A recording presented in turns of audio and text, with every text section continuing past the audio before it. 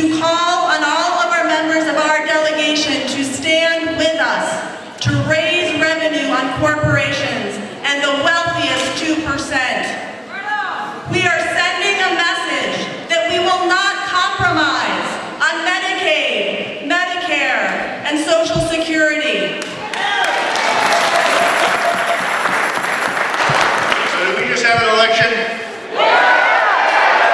Did we just win on these very principles? Did we not make it clear enough that we will not balance this budget on the backs of people in the middle class only, or people aspiring to the middle class? That we will do this in a balanced way, that everybody has to pay their fair share, and that we're in this together, all right? There's ways to make tough decisions that don't have everything flowing downhill and landing on the people at the bottom of that hill. America was built on the back of the middle class and working people, and I will tell you that you deserve to be represented in Washington.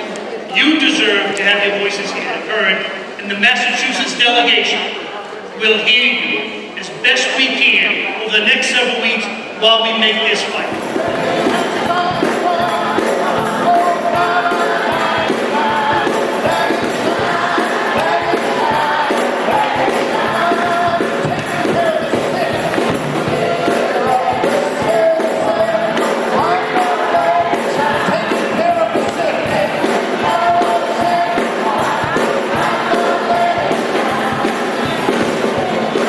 We have compromised enough.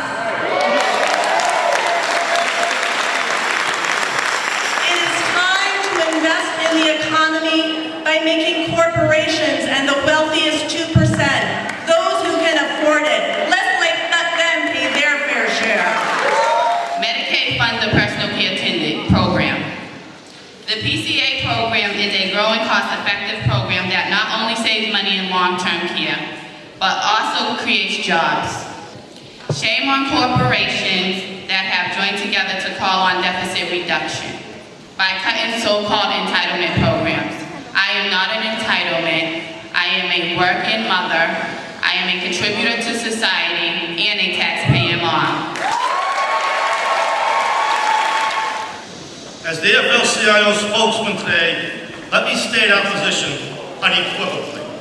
We stand for repealing the Bush tax cuts for the 2%, and we say hands off the safety net programs to protect the poor and seniors against the bottom line market economy that's created the greatest economic inequity since the late 19th century Gilded Age. Because Medicaid, Medicare, and Social Security represent part of what is great about this nation.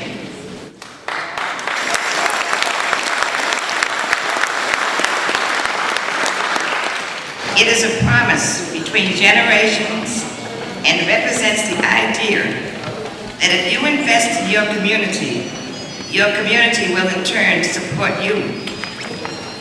These services, Medicare and Medicaid, are vitally important, not just for my patients, but for getting people like me back to work. And it's also tremendous for my fellow employees who have a great sense of satisfaction. And it's all based on Medicaid and Medicare. It was just an election season. It was great and all. But voting is just not enough. Not anymore. Not when